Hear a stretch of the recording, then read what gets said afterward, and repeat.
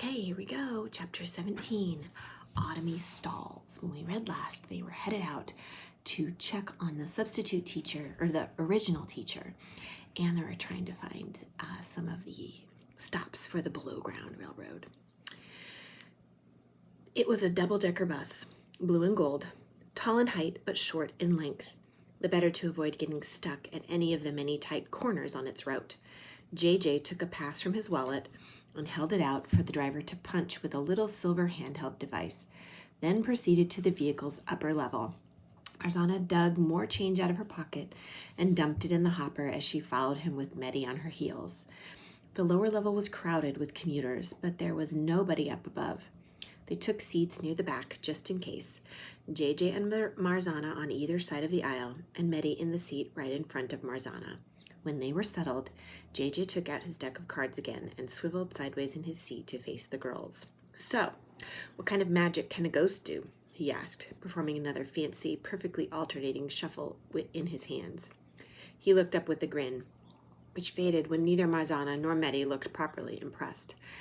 "I can shuffle, if that's what you're asking," Meddy said dryly. "Okay, first of all, what I'm doing," he did the alternating shuffle again. "This isn't a shuffle, it's a pharaoh shuffle. It's challenging.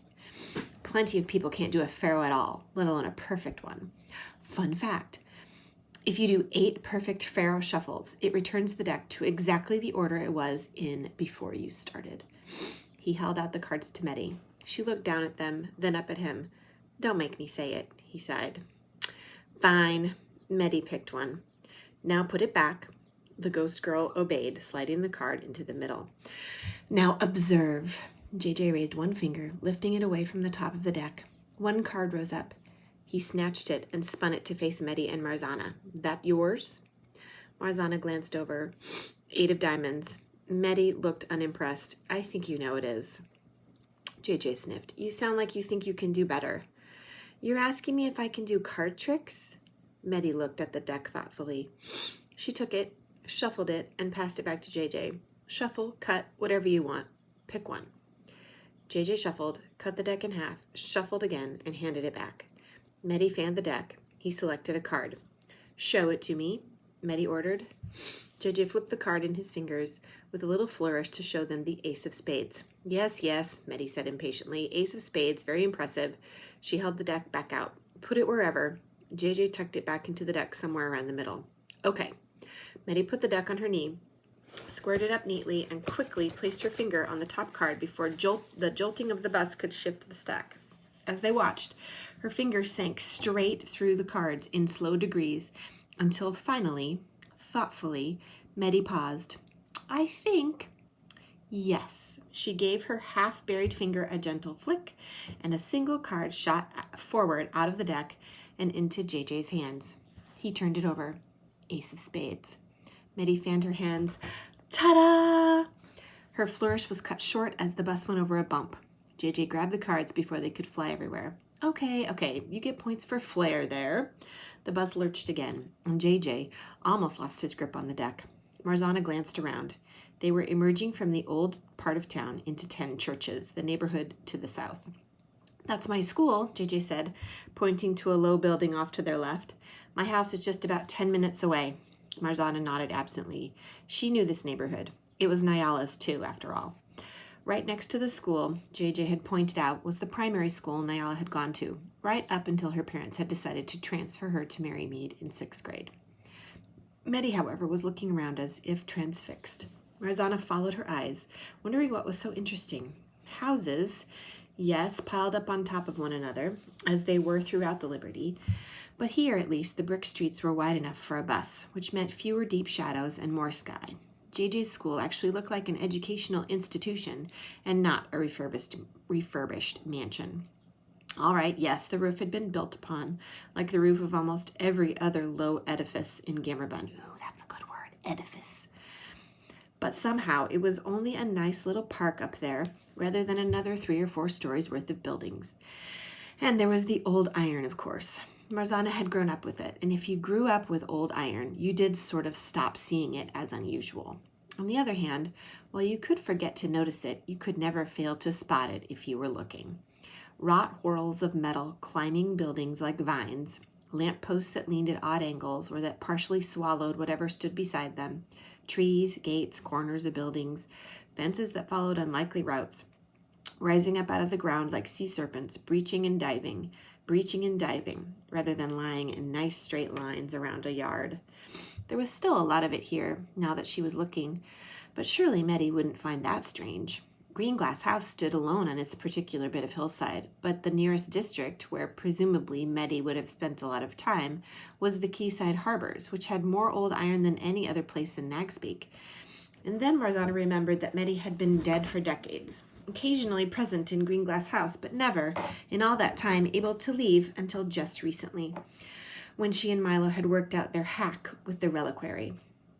Of course, she was gaping at everything like a tourist. She'd probably forgotten what the rest of Nagspeak looked like. The bus slowed, stopped, leaned, and made a sound like a cough as its lower doors opened for whoever was getting on or off. Marzana glanced at her watch. JJ, still flipping cards, absently in his hands, spotted her looking. Probably 10 minutes more. Thanks. That was plenty of time. Marzana turned to Meddy. Tell me about Amelia's dad saving my mom. Meddy looked at her surprised. Why don't you ask Amelia? Why didn't you just ask her back at Lucky's? Because I was mad at both of you, obviously. And then you were both mad at me, and I was afraid if I asked, I'd screw it up somehow. The ghost girl sighed. I wasn't mad at you. I was just trying to point out that it was a bit unfair of you to act like you have it harder than someone who's actually lost parents, just because your parents keep secrets.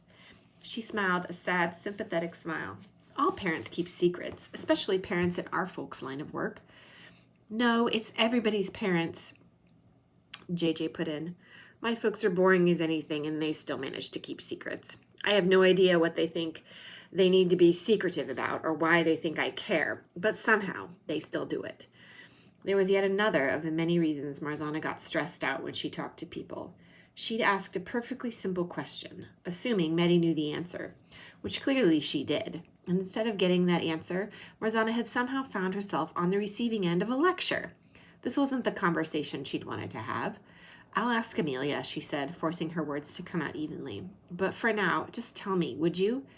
Her voice twisted up into a yell despite her best efforts. Calm, calm. She took a deep breath. Once again, a tear had somehow escaped her eye to roll down to her chin, and she wiped it away so hard she accidentally scraped herself with a fingernail. You okay? Meddy asked quietly. Marzana paused until she was sure she wouldn't accidentally yell again. I really hate that you and Amelia both know something about my mom that I don't. Meddy nodded. I'm just thinking back to last year at Greenglass House when Milo told that story about Violet Cross and you were so mad about it. Do you remember? Of course I remember, Marzana retorted. It was the story about the contraband maps my mom and her crew distributed around the city by disguising them as kites. That's one of the only capers she told me about herself, and I got mad because Milo got some of the details wrong. Well, I'll tell you what I heard. Just keep in mind that I got this secondhand from my dad, who wasn't there. I might have some details wrong, too. Amelia will know the truth, or at least her version will be closer to it. Fine. I swear I'll ask her, too. Start telling. Meddy pulled her feet up onto her seat and wrapped her arms around her knees. My dad worked with Mr. Cabot now and then. He was a carrier, too, like the snakebird guy. I assume that's how Amelia knew the term. That's where she heard about the snakebird, and that's how she knew his very secret identity. Well, that explained Amelia's why me perfectly. Amelia asked why I'd picked her back when I first invited her to join us on this case, Marzana said. She must have thought I only wanted to recruit her because of who her dad was. You guys said a carrier is an information specialist. Information specialist? JJ asked. Yes. Mostly they're like brokers, I guess, or fences. They buy and sell and trade information. Some are more specialized. Like Amelia said, there are carriers who sell entire jobs prepackaged for people who have the guts to pull off a heist, but not necessarily the organizational skills or the contacts to put one together themselves. Others specialize in people, Meddy explained. How do you specialize in people? JJ said again. Do they dig up dirt on folks? Meddy nodded. Sometimes. Or you can hire a carrier to research a person's habits and schedules. Or say for a certain job you need someone with a special skill like a code breaker or a forger who specializes in glass art or whatever. You can find a carrier to refer you and provide an introduction. Carriers come in all kinds. Alexander Cabot was a researcher. Supposedly, when he was at university, he uncovered a decades-old ongoing conspiracy. And there was so much fallout in the city, so many important people implicated in it, that he had to go into hiding. Presumably, that's how he wound up here. Maddie paused to look out the window as the bus stopped again, under an ornate clock suspended over the street by looping braids of old iron. It was a familiar landmark to Marzana. Sometimes she and Nyala used the position of this particular clock instead of the flip of a coin to make decisions. If the iron had pulled it closer to the bank on the south side of the street, they'd stop at Jack's Pies for pizza. If the clock was closer to the curio shop on the north side, they'd skip pizza and go straight to Peppermilk for ice cream. Meddy's eyes were wide as she stared up at the loops of curving metal, and Marzana grudgingly acknowledged that maybe she'd forgotten how strange old iron was. She heard Amelia's voice in her memory. How have you not noticed? Don't you know where you live? Maybe she'd failed to notice a lot. The bus lurched forward. My dad hired Alexander Cabot for a job not long before we died. Meddy continued in a businesslike tone. He actually came to the house, which was rare. Dad didn't do that. He didn't bring stuff or people related to work home. He made an exception for Alexander Cabot. Deniability, Marzana muttered. Yeah, for all the good it did us. Meddy glanced at her sharply. In any case, Alexander Cabot came to us. He was really young, like 18 or 19 at the time. I don't remember what they discussed. I don't know if I even paid attention. If I thought about it, I could probably figure out what job it was. There were a couple of big ones right before... Anyway, after he left, I asked Dad why this guy was so special. Meddy paused again and leaned out the window as the bus rolled to a stop and wheezed its doors open. There's less iron out there now. JJ glanced over his shoulder at the street. I think we have 2 stops left before we're in Whipping Hide. 5 more minutes or so. Right. So why did this guy merit a meeting at home? Meddy asked. Dad said he'd come from the Liberty, so it hardly made sense to meet down in the harbors. But that was baloney. Dad optimized for safety, not convenience. When I called him on the lie, he just laughed. He said Cabot knew so much about the city and what went on in it that there was no point in trying to be sneaky with him. And here's the example he gave me. The bus slowed again, and Meddy paused as 2 strangers came up the stairs and sat near the front of the upper level. Then, apparently remembering they could neither see nor hear her, she continued, Dad told me that one day a few years back, and remember that Alexander Cabot was in his late teens when Dad was telling me this story. So at the time the incident happened, he couldn't have been much older than you are. Cabot was sitting in a cafe in Bayside, and he realized that 2 men were about to confront a young woman who didn't appear to be aware of it. Speaking of people being not aware, she said, glaring at JJ, relax, would you? Nobody can hear me but you 2. Just don't ask any awkward questions out loud. JJ, who'd been darting concerned glances from Meddy to the backs of the 2 older newcomers up near the front, slouched back into his seat. Right, he said quietly. Forgot. Anyway, Meddy continued, from a handful of other clues, things he knew were happening in the city or had happened within the last few days, and things he'd observed while just sitting there. He guessed that the young lady was a runner, and that the 2 men were customs. He caught her eye and waved her over, as if he'd been waiting for her. The 2 customs agents followed and started asking questions. And Alexander Cabot, without having spoken a single word to this woman, was able to provide an alibi for the exact time she needed in order to demonstrate she couldn't have been involved in the incident in question. Meddy shook her head. To hear Dad tell it, it was like Sherlock Holmes level stuff. Cabot had figured out everything from who she was to what she'd been up to exactly the kind of alibi she'd need to evade suspicion, all from the tiniest clues. And the lady was my mom? Marzana asked in a low voice. Meddy nodded. It was her first big job. She'd known there were customs agents on her, and she had a plan if they picked her up, but her cover would have been blown. And who knows what would have happened after that. If not for Alexander Cabot, your mother might never have become the legend she was. Wow, Marzana whispered.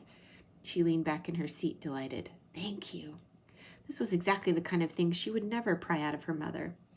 Honora was an easier mark, but only on days when the letters came. And even with Honora, she had to be careful not to look too eager. You're welcome. Meddy gave her a long look. When you ask Amelia about this, try to remember that as awesome as her dad clearly was, he's dead now. That killed just a bit of the joy, but only a bit of it. The knowledge was still there, like a small, precious treasure hidden in the pocket. The bus began to slow. "This is us," JJ said briskly, getting to his feet. Marzana followed after him, her cheeks burning. "I would have remembered to be tactful," she told herself indignantly. "Are you sure about that?" her inner critic retorted. They stepped down to the curb, and the bus pulled away. "How did you know?" Marzana asked Meddy. "He died long after, right? He was alive recently enough to tell stories to Amelia. So how did you figure out so fast when she mentioned being familiar with the cemetery and where it is, that her father was Alexander Cabot, if you couldn't have known he was dead?" Meddy shrugged. "She looks exactly like him. I mean, exactly. It just took me a while to place it. He had that same way of keeping his face totally blank." JJ, meanwhile, was busy digging the gazetteer out of his backpack. "I don't know my way around here," he explained, flipping it open to the page where they'd marked Mrs. Aggervin's street. "But there's the bus stop." "Okay." He lowered the book and pointed toward the next intersection. "I think we want that left." They walked without much conversation. JJ navigated a bit awkwardly since he was using Ciro's big gazetteer.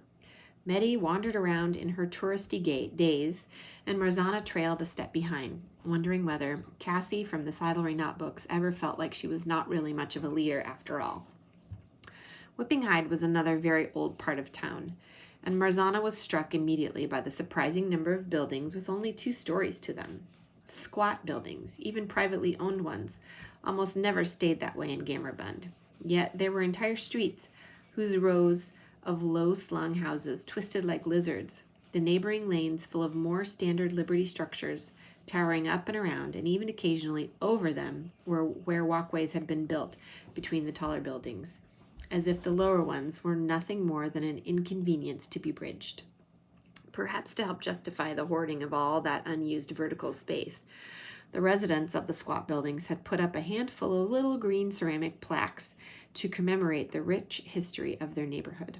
The members of the Thief Knot paused to read the first of these that they came upon, which had been nailed beside the door of a cheese shop. "On this site, in the year of our Lord, 1734, was situated the office and studio of the plague doctor and notable macrame artist Simeon Frey." 4 doors down, another reported, "In this house, in the year of our Lord 1820, the noted chemist Elaine Hotson made several discoveries of gases which may be used to see wonders." And next door, possibly Marzana thought related, "In this house, in the year of our Lord 1820, 4 guests at the Easter ball of Jacinthius Beetle were discovered at the removal of masks to have been changed for identical replacements of otherworldly origin." JJ guided them down narrow brick streets that led to narrower, humped and cobbled lanes too old and scant to even have sidewalks. On either side, the houses got progressively older and tiltier, their facades dark with age and glass in their green-tinged windows thick and bubbled. "Should be almost there," JJ reported. "We're looking for Copbone Way. Looks like it should be a wider passage than the one we're on." "Like this one?" Meddy stopped dead in the street and grabbed the back of JJ's shirt. "Check this out." She pointed to another of those green plaques affixed to the brick wall on their right, just before the mouth of the next lane. "This way was for several decades the home of the Ottomy market, where physicians, surgeons, and natural philosophers of all sorts met to exchange goods, services, and ideas." "Ottomy Market!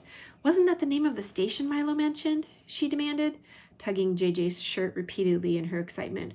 "Whoa!" JJ said, prying himself and his shirt loose. "No way!"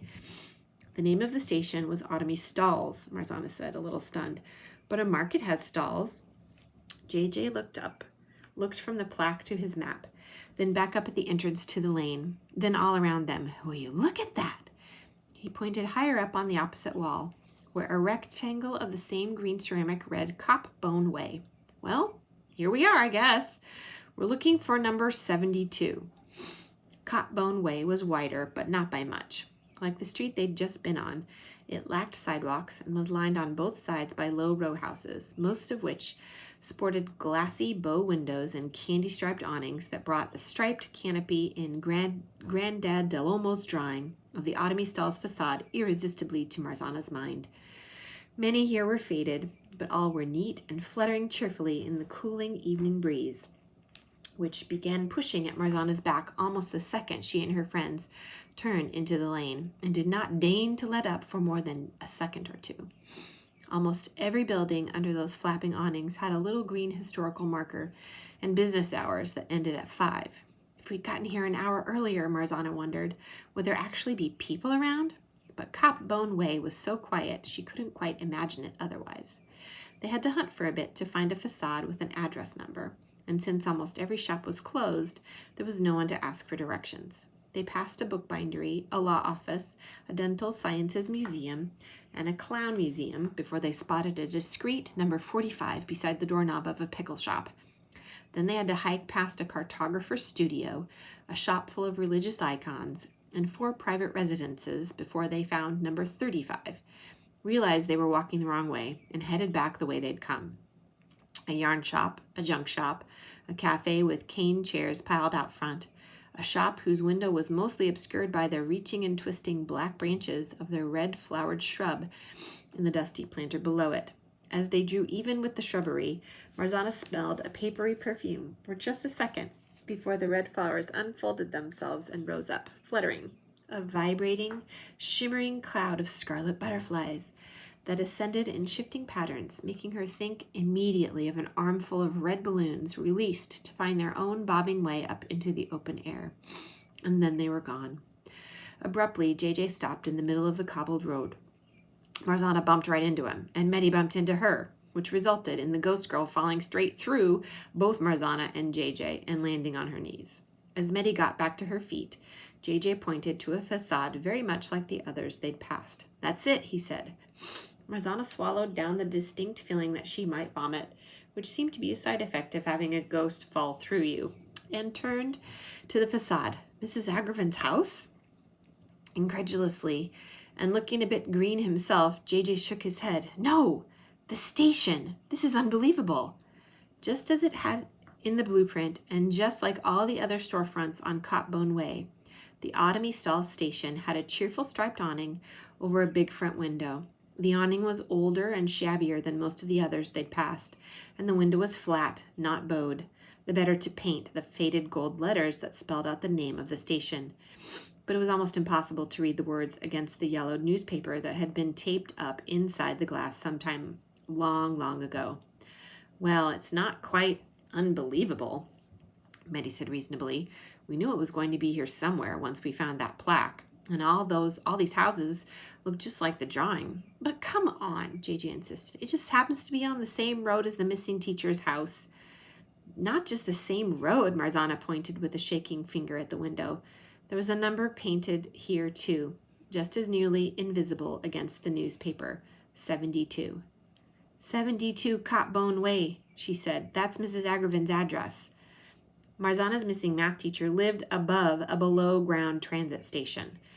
"This is all starting to feel really convenient," she said uneasily, sticking her hands in her pockets and looking around. Her fingers found Ciro's phone, and she pulled it out and thumbed the camera on. "Might as well, right?" JJ nodded. "Good idea." "Great, because I have no clue what we do next." Marzana glanced around, but as far as she could tell, they were still alone on the street. The windows of what had to be either 71 or 73 directly across from them were shuttered. Marzana backed up to get a more complete photo of number 72, keeping under the shadow of the awning to stay as much out of sight as possible, and took a few pictures. JJ crouched against the wall to her side in what seemed to be an effort to make himself as small and invisible as he could. Meddy, meanwhile, stepped up to the window and tucked her head directly through both the glass and the yellowed newspaper, disappearing right up to her shoulders. "Pretty dark in there," she commented after she'd withdrawn. There were doors on either side of the window, one to the right that clearly led to the station, and one to the left that logically ought to lead to the apartment upstairs. A squat box with tulips printed on the side sat on the single step below the left-hand door. Medi examined both entrances, then trotted across to where Marzana and JJ waited. "There's a bell that's marked Eliza Agravin," she reported. "Shall I just go through and unlock the door? We'll all go in, or do you want to try ringing the bell first?" "Marzana, you can say you heard she was sick and you came to check on her." "Sure, except for that." Marzana pointed at the box with the tulip decorations. "Those are probably the flowers Miss Palkowicz sent on Tuesday, so I doubt anyone's going to answer if we ring the doorbell." "How about I go in first and open the door then?" Medi suggested. "Yeah, you go first. Let's do that," JJ said. Then he had the chance. He had the grace to look embarrassed. "That sounded gutless, but, you can't get hurt, right?" Medi grinned. "It's okay, pal. You stay here and practice cards or something. Watch and learn."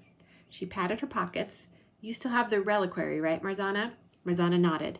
"You gave it to me as we were leaving Merrymead." "Great. Pretty sure I'll be fine at this distance. I'll wave when the door's unlocked, and you can come right in."